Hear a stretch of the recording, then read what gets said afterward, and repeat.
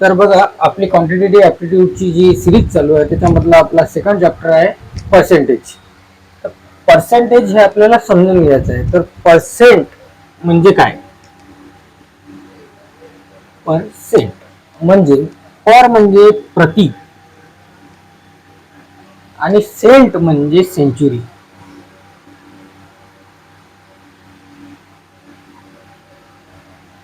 म्हणजे शंभराचे किती म्हणजे पर्सेंट. आता जर समजा आपल्याला कोणी विचारलं तर 20% ऑफ 100 म्हणजे किती? 20. 30% ऑफ 100 म्हणजे किती? 30 म्हणजेच पर्सेंटेज. आता हे झालं, आता हे आपल्याला माहित आहे. तर ही मांडणी कशी असते? तर बघा,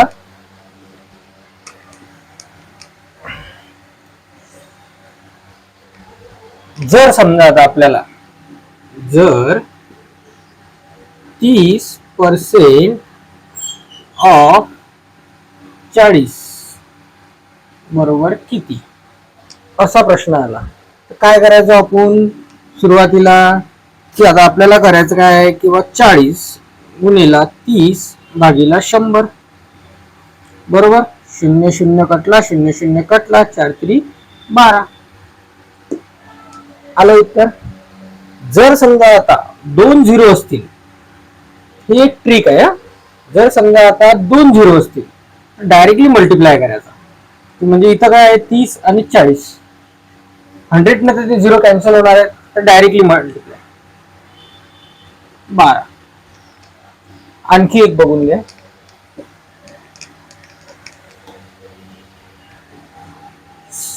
$60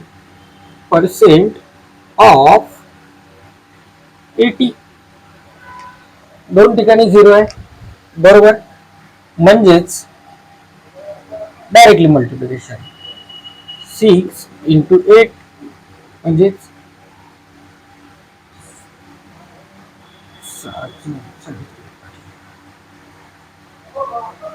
48.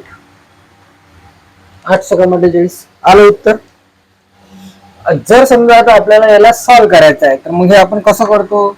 किंवा 80 गुणिला 60 भागीला 100 असं सॉल्व करायचं ना. तर मग हे डायरेक्टली मल्टिप्लाय करायचं. ही इझी मेथड आहे पर्सेंट सॉल्व करायची.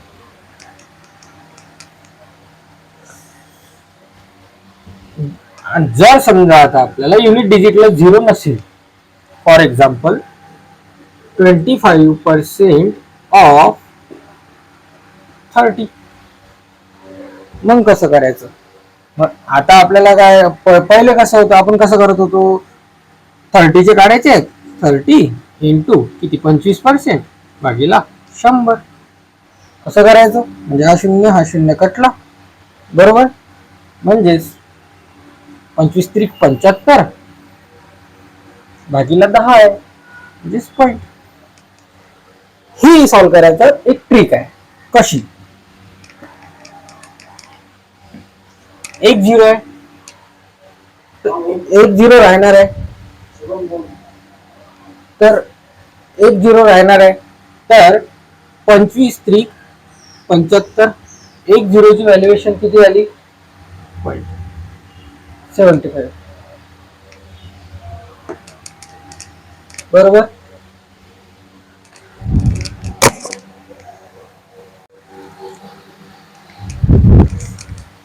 आणखी बघा एक, जर समजा आता आपल्याला कोण 65% ऑफ 90.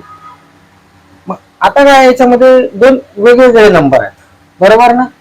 मग याला एक स्प्लिट मेथड म्हणतात. Split method.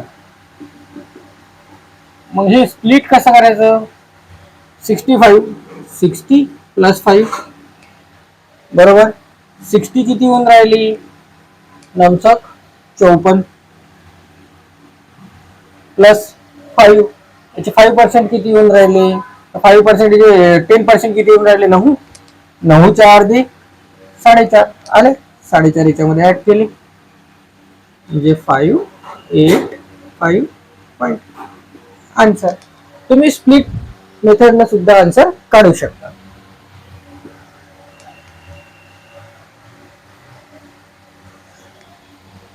पण आता आपल्याला एक्झामला येणारा एखादा प्रॉब्लेम आपण घेऊन पाहू.